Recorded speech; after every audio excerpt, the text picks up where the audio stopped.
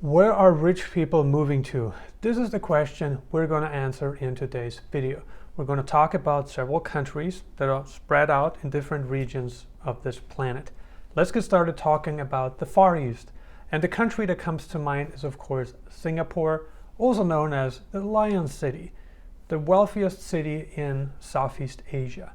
What's interesting about Singapore is that the country actually allows you to become a citizen of Singapore, something that is not easily available throughout the region. If you're familiar with the immigration laws of different countries in Southeast Asia, you are definitely aware of the fact that it is close to impossible, in most cases, to become a citizen of a Southeast Asian country unless it happens by birth. That's okay, but as an immigrant, it is very, very difficult to become a citizen of Southeast Asia. Singapore does allow you to become a permanent resident of the jurisdiction. However, it has become increasingly more difficult to make that happen because of the mass influx of investors, entrepreneurs, wealthy individuals. Singapore raised the stakes over the past couple of years. Don't get me wrong, it is still very, very possible, but it's becoming more difficult these days. Who is moving to Singapore, you may ask? Rich families are moving to Singapore for a number of reasons. Singapore's centrally located location inside Southeast Asia is a definite strategic advantage for an entrepreneur who wants to do business in Southeast Asia and have access to most metropolitans within a 2 to 3 hour flight. That is all possible in Singapore. The question is, if you don't qualify for permanent residency right away. Now the question is, what can you do if you don't qualify for permanent residency right away? Let's say you're rich, but you aren't super rich.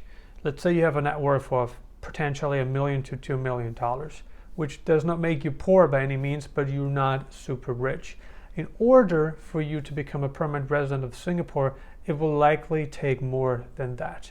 You must invest millions of dollars into a local business, into assets inside Singapore, whether we're talking about financial instruments or simply other business assets. You must invest a substantial amount of money. Singapore has a territorial tax system, meaning income derived from outside of Singapore is not taxed inside of Singapore. That means if you have some kind of an offshore income, let's say you're an entrepreneur, you run overseas companies, and you generated the money outside of Singapore, and that money would not be taxed inside of Singapore. That is, of course, very, very appealing. People wonder whether Singapore is a family-friendly country, and I can tell you that it is. If we take a look at Singapore's education system, we can see that it ranks among the highest in the entire world. Singapore offers great education, be it public or private education. It's a great place for raising your children, especially if you are from a wealthy family or if you have created wealth yourself and you want to surround yourself with wealthy people, then Singapore is definitely a great place for that. All right, let's travel all the way to the United Arab Emirates and let's talk about Dubai. Dubai is potentially the new Singapore. If we take a look at the history of the world, we could see that during the 19th and 20th century, London was the financial hub of the world. That kind of changed. I mean, it still is a very important financial hub, don't get me wrong. New York became very popular, in the 20th century, and many people started investing in New York. And then people moved to Hong Kong. Hong Kong became very popular in the 20th century as well. People invested in gold, silver, real estate. They invested in many different financial instruments in Hong Kong. After Hong Kong, it was Singapore. And now it is Dubai. So it's been shifting back and forth between regions, and now it is Dubai. Dubai is a very interesting place for crypto investors, entrepreneurs, business owners that want to cut their taxes down to zero. That's very possible.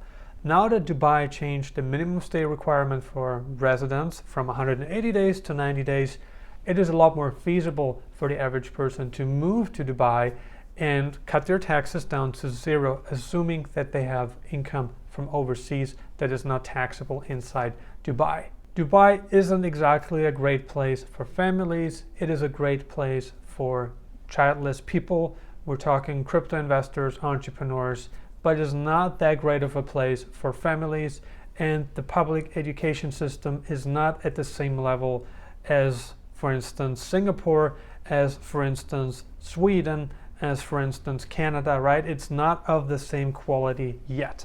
Rich North Americans have moved to places like Portugal for a very, very long time now. Portugal's Golden Visa program has attracted thousands and thousands of wealthy Canadian and American families and also business people to the country.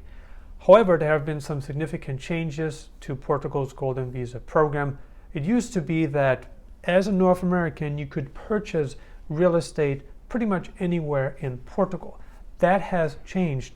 As of right now, it is not possible for you to qualify for this Golden Visa program by investing in real estate in any of the cities in the country. In case you're interested in applying for Portugal's Golden Visa program and you're wondering what's possible right now, well, basically you can no longer qualify by purchasing real estate in any of the major cities, the coast, or the Algarve region. That is no longer possible. So you would have to go inland now. The investment amount is 500,000 euros, but like I said, you cannot invest in any of the popular destinations anymore. The reason why Portugal's government decided to change that was because the locals were pushed to the outskirts of the cities. Why? Because they couldn't afford rent anymore. It was all about supply and demand. It's always about supply and demand. So the rich foreigners that came in, they purchased a lot of property in the downtown areas of the major cities. We're talking Lisbon, Porto, and also the Algarve region, and also along the coast. So that has created a lot of problems for the locals. That's why the government decided to change the law to protect their own citizens from poverty, pretty much. Italy is a country that people don't talk about much at all on this platform, but Italy offers great tax incentives to new residents. Italy has a declining population. The median age is pretty high in Italy, so Italy is looking to attract rich individuals, people with money, people who want to become a resident of Italy and that are willing to pay taxes and that are willing to live in Italy for the long term. Italy offers one of Europe's most interesting tax breaks. New residents of Italy, doesn't matter what country you're from, it could be from the European Union, it could be from outside the European Union, it could be from Asia, it could be from Africa, Latin America. If you are becoming a resident of Italy now, then you may qualify for a 70 to 90% tax break. That applies to all income. Should you decide to settle down in one of Italy's most southern regions, then you may qualify for a 90% tax break. And this is uncapped. Doesn't matter how much money you generate. When moving to the northern or central regions of Italy, you may qualify for a 70% tax break. Italy is a country that certainly appeals to a wide range of individuals. Italy is a very diverse country. We're talking about beaches, culture, cuisines. We're talking about landscapes. It's a very diverse country. It has a lot to offer, and the quality of life that you can enjoy in Italy is certainly unlike what you can find in most other regions of this planet. Bulgaria is another very interesting country because Bulgaria applies a 10% flat tax rate on local income and also corporate income. Doesn't matter how much money you generate while living in Bulgaria, you may only pay 10% taxes on that income. So it doesn't matter if you earn $150,000 a year or $7.2 million a year net profit. You would only pay 10% taxes on that money while living in Bulgaria, while you are a legal resident of Bulgaria. The last country I wanted to touch on in this video is Uruguay, a very tax-friendly country. What do I mean by that? If you have income from abroad, and let's say you qualify for one of Uruguay's residence programs, then you would not be taxed on your overseas income while living in Uruguay. A very good deal indeed. And if we take a look at South America, there's really only a handful of countries that apply such a system. Paraguay is another country. Of course, there's also Costa Rica, right? Panama, very tax-friendly countries. Where are rich people moving to? What are your thoughts? Leave a comment below and let us know. Consider subscribing if you haven't already. I'm uploading new videos on digital nomad locations, travel updates, and investment advice several times a week right now. And if you got some more time left, check out these videos. Thank you for watching.